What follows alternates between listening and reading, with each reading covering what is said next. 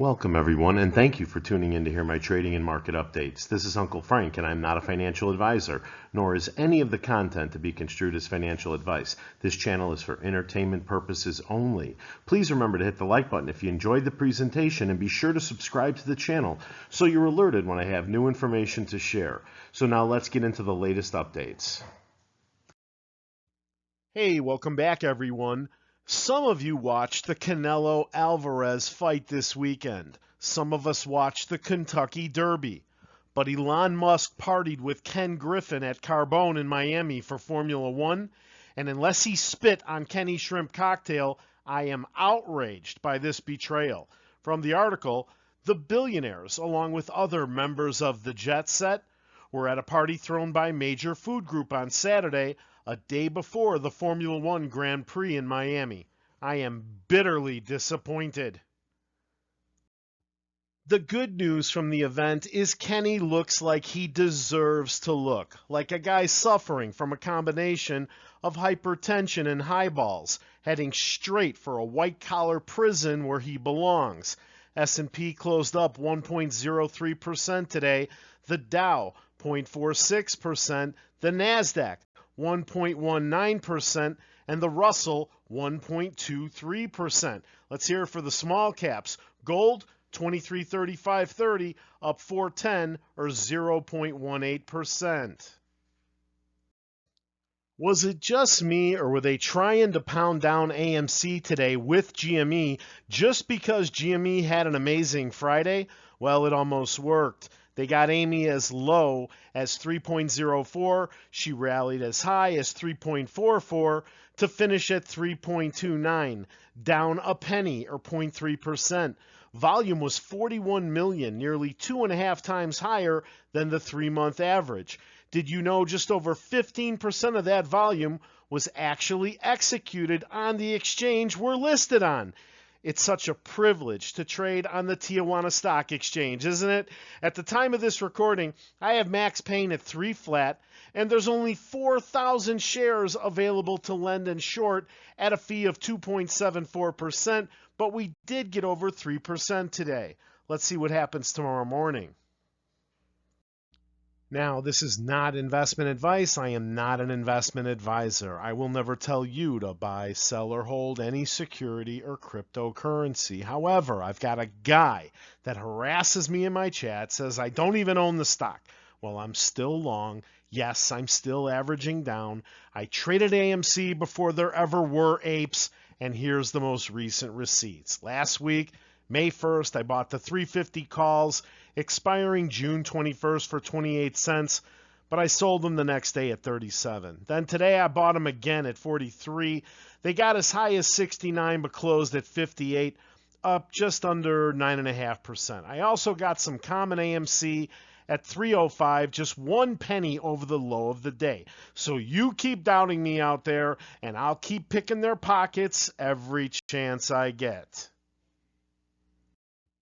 Well, our CEO is tweeting again. No clever hashtags anymore. What? No more today we pounce, checkmate? There's gold in them thar hills, choke on this, choke on that. We don't get that anymore. That was a strategy he used to manipulate us. Just read the board minutes if you think I'm lying. That's one of the ways he got us to support the ape. Not me. Anyway, here's the tweet. I was going to give away these free gorilla sofas as special drawing prizes for my Twitter followers. But alas, they apparently are digital-only concept sofas.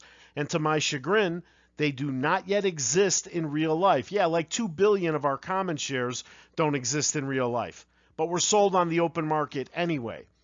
What a shame. They'd look great in somebody's living room. What Adam needs to be worrying about is not coming to another earnings call empty-handed. While Adam personally is up over 100 million, his shareholders are down over 93% year over year. It's time to take care of the people that pay you, the people that own the company, saved the company, and made all your success possible. The people that go to the theaters, buy the merchandise, buy the retail popcorn, carry the branded credit cards, subscribe to the A-list program, you know, the people that buy the stock. Okay, it's time to turn this year around. It's time to turn this turd into a tulip. And the best way to do that is explosive top-line revenue. That's always the start. Kingdom of the Planet of the Apes is set to rule the box office in May. The summer movie season is here.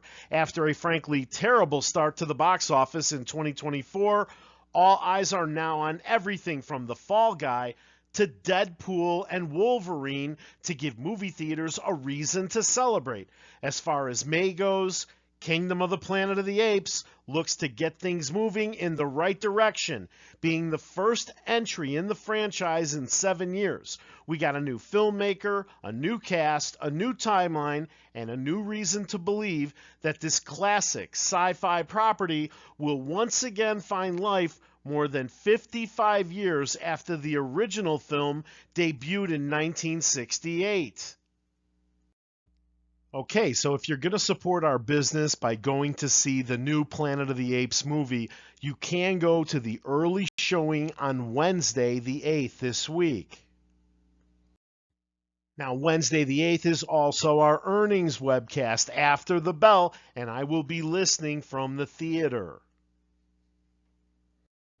Now, for you collectors, if you go to the early viewing, you may be able to get one of these collectible vessels that comes with a large popcorn and a keychain. It says in the ad 5.9. So I'm not sure if that's a typo. So I don't know if they'll have these available at the early viewing or on Friday when the movie drops. Anyway, if you can't get to the theater during the week, remember that the movie officially drops Friday the 10th, so hopefully you can see it over the weekend. Now, Tuesday, we've got the Financial Services Committee hearing titled SEC Enforcement, Balancing Deterrence with Due Process. That's at 10 a.m. Eastern Time. You'll be able to watch it live if you want to. I guess we're going to try to kill the cat one more time, right? We've also got consumer credit, 3 p.m. Eastern. Now, Wednesday, the only thing I see is wholesale inventories. On Thursday, initial jobless claims, 8:30 in the morning. And then on Friday, I'd watch consumer sentiment. It's the prelim numbers, but it could move things, along with monthly U.S. Fed budget at 2 p.m. Hey, are you guys aware Robinhood is up 100% year over year? Imagine you're having a great night at a casino. You're up big at the blackjack table. In fact, everyone at the table is killing the house. And then suddenly the dealer changes the rules and says you can't hit your hands. You'll have to play them as dealt. And then he proceeds to empty all your pockets. Would you ever go back to that casino? That's what confuses me about people who remain at Robinhood. Get the hell out of there already. Don't do business with people like that. Anyway, it looks like Robinhood will be invited to a hearing of its own soon. From Benzinga today, Robinhood receives Wells notice from SEC over crypto business. From the article, Robinhood on Monday said that it received a Wells notice from the SEC signaling possible enforcement actions related to its cryptocurrency operations. This notice follows a period of investigation into Robinhood's cryptocurrency listings and custody, as well as its platform operations, according to the Street Insider.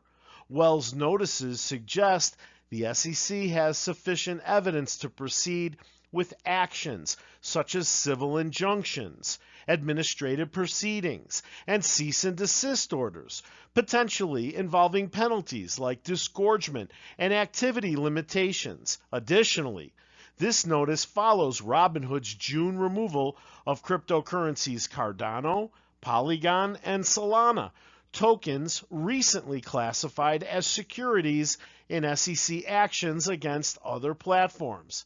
Hey guys, our government needs money, and they're going to use Gary Gensler to get it. You see what I mean? JP Morgan Chase paying $448 million fine to U.S. regulators for for failing to monitor billions of transactions on the bank's global trading venues. In a filing with the SEC, the banking giant says it has made a deal with an unnamed U.S. regulator that will add an additional $100 million in penalties to a $348 million enforcement action by the Office of the Comptroller of the Currency and the Fed Reserve Board.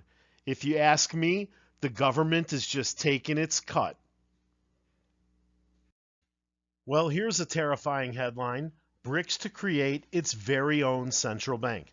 Look, I don't care how you feel about President Trump. We gave billions in aid to many of the countries joining BRICS, and Trump would never have let that slide.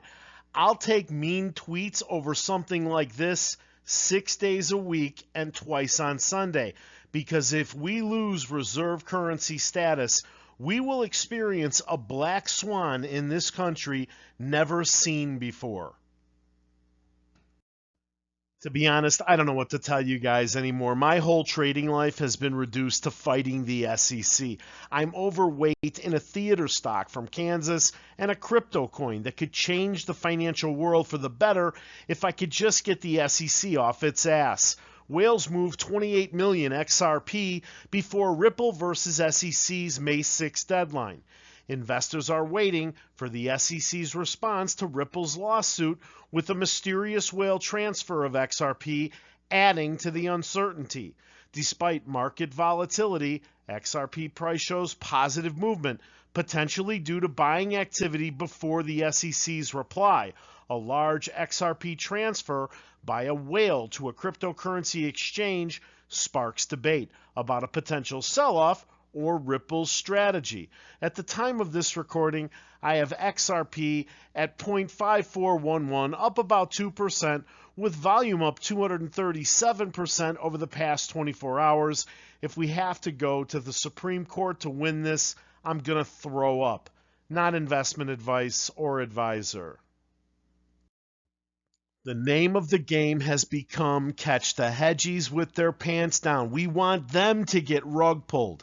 I think Uncle Frank's channel has been proven right so far. It'll take a sudden swan event that impacts our enemies to win on this trade, in my opinion. Not financial advice or advisor, but from today, hedge funds turn bullish on consumer stocks ahead of potential rate cuts, Goldman says. Consumer discretionary was the most net bought last week. Short covering in the sector was the largest since December. Hedge funds are reversing their bearish stance on consumer stocks as the latest economic data and comments from the Fed Reserve revive bets on interest rate cuts. After 4 weeks of selling, hedge funds last week piled into consumer discretionary, which saw the largest net buying during the week ending May 3rd, according to data compiled by Goldman's prime brokerage desk. The move was driven by long buys as well as the largest short covering since December of 2023. You guys know what to root for now. Do you guys think I like reading Pensions and Investments magazine? I don't. I do this because I'm looking for any crack in the armor of our enemies, because I want my subscribers prepared for when the shit hits the fan. These are the headlines no one talks about, and now I scour the earth for them. Hedge funds hit with 22nd consecutive month of net outflows. The hedge fund industry ended the first quarter of 2024 with net outflows totaling $25.6 billion, marking the 22nd consecutive month investors have yanked cash from the asset class, according to the latest data from NASDAQ eVestment. Now let's put it in perspective, guys. From November of last year, hedge funds suffer net $7.6 billion in outflows. In October, right? February of this year, decline of the star stock picker. Investors pull $150 billion from equity hedge funds. Then a month ago, why this January was the worst for hedge fund flows in years. 2 weeks ago, Hedge funds had good returns in February, but investors pulled money out anyway. And then, 6 hours ago, investors pulled $9.9 billion from hedge funds in March. I love it. Hey, look guys, jury selection begins on Wednesday. Archegos boss Bill Wang's trial to test unusual manipulation theory. Archegos, a $36 billion family office which invested Wang's personal wealth, collapsed spectacularly in March of 2021 after its highly leveraged bets on a small number of stocks via complex derivatives quickly soured. Prosecutors allege Wang and his deputies lied to banks about the magnitude of Archegos' derivative positions to borrow billions of dollars that they then used to inflate the underlying stocks through open market purchases. When Archegos finally ran out of money in March of 2021, Wang's house of cards collapsed. Prosecutors for the Southern District of New York allege. The fund's blowup, one of the biggest in years, left global banks nursing $10 billion in losses, including $5.5 billion at Credit Suisse, contributing to the Swiss bank's own downfall last year. Prosecutors also allege the Archegos collapse caused more than $100 billion in shareholder losses at companies in its portfolio. Quote, the case has generated particular attention on Wall Street because banks, including Credit Suisse, lost billions of dollars as a result of Wang's alleged scheme, said Joshua Naftalis, a former prosecutor and now partner at law firm Palace. Hey, I want to thank you for watching, and please remember to hit the like button after this slide if you enjoyed the presentation. Subscribe to the channel and set the alert so you're notified when I have new information to share. See you at the bell.